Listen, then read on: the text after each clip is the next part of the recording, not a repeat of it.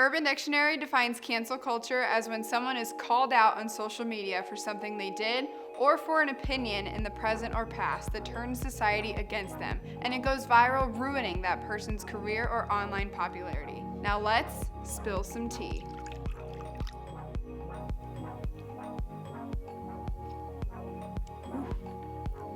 It seems cancel culture stemmed off of the hashtag #MeToo movement. This movement exposed celebrities such as Harvey Weinstein, Kevin Spacey, R. Kelly, and even more for their acts of sexual harassment. While it started primarily to expose acts of sexual abuse, it eventually turned into exposing people for racist or homophobic comments. This also turned the focus from A-list celebrities to YouTubers, specifically the beauty community.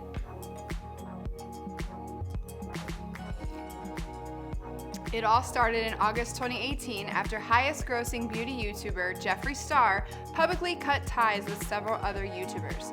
Ex-friend Gabriel Zamora posted a tweet saying, "Bitch is bitter because without him, we're doing better." It was at this point when several other old tweets from some of the top gurus took to the surface and went viral. People were enraged by the racist comments made by Gabriel and Laura, which basically canceled the whole group soon after. I'm sure if you've never heard of or followed the beauty community before, you've definitely seen the pathetic apology video Laura Lee posted right after in hopes to clean up her mess. Laura Lee was soon dropped from several major sponsorships and collabs that she was involved with, like Morphe and BoxyCharm. Even Ulta Beauty cut ties and took her brand out of all of their stores. Ulta said, "We have decided not to move forward with the launch of Laura Lee Los Angeles. Ulta Beauty values equality and inclusivity in all that we do." Beauty guru Manny MUA was also canceled after the 3-hour-long docuseries with Shane Dawson and Jeffree Star came out, exposing Manny for being a social climber. In this YouTube documentary, Jeffree mentioned that Manny used him for followers and treated him horribly after he got what he wanted. It wasn't until over a year later when Manny finally decided to talk about it. It seemed that Manny was throwing himself a pity party, saying how his mental health took a huge hit when he lost thousands of followers. These gurus still have their loyal followers,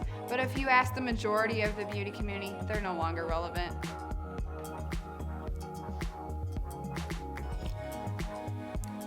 Another pertinent example of cancel culture in the YouTube beauty community is James Charles. This story got to a point where people who don't even watch YouTube had heard about the scandal. James Charles' former friend Tati Westbrook came out with a video in May 2019 titled "Bye Sister," where she exposes James for convincing straight men to like him and partnering with her competitor brand. The video, which has since been taken down, caused James to lose 2 million subscribers and Tati to gain over 4 million subscribers in a matter of days. Former friends of James, including Jeffree Star, unfollowed him and the whole internet basically turned against him, until James Charles responded to the allegations with a video titled "No More Lies," where he basically debunks everything he was accused of. The video has 47 million views and caused James to gain back his lost subscribers. This was a huge lesson that cancel culture isn't always correct and can be very toxic.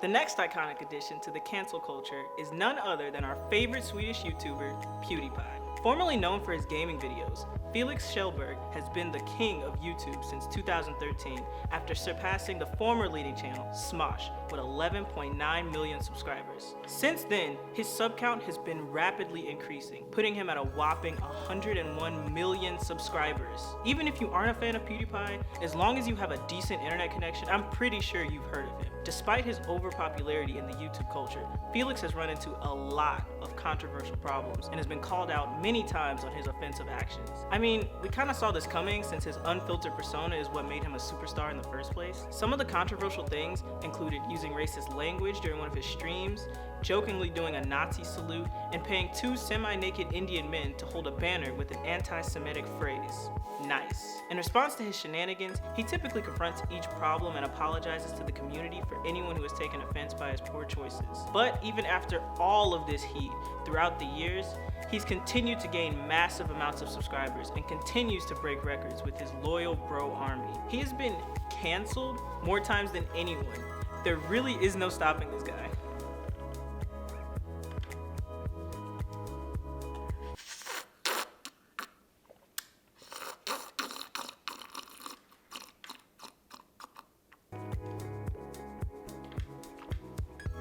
Speaking of someone who is thankfully stopped, one of the biggest cancellations of a person in pop culture history is the dethroning of Harvey Weinstein. If you haven't heard of Weinstein by now, welcome back from the rock you've been living under. It all began in 2017 when Jodi Kantor and Megan Twohey published an article in the New York Times detailing accusations of sexual assault against one of the richest and most powerful men in Hollywood, Harvey Weinstein. Since the beginning of the scandal, over 60 women have come forward with similar allegations against him. Weinstein is currently facing 5 different sex crime charges in court and is free on bail of $1 million right now. If anyone should be canceled, it should be this guy. But where do we draw the line?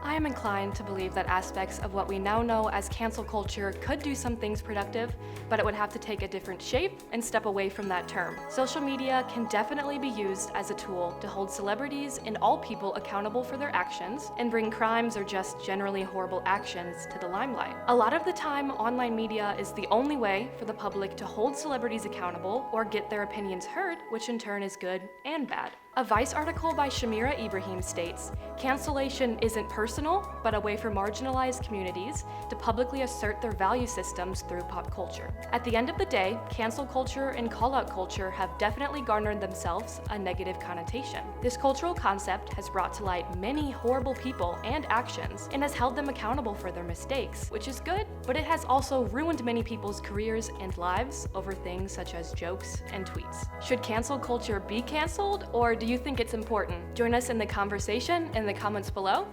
and thanks for watching.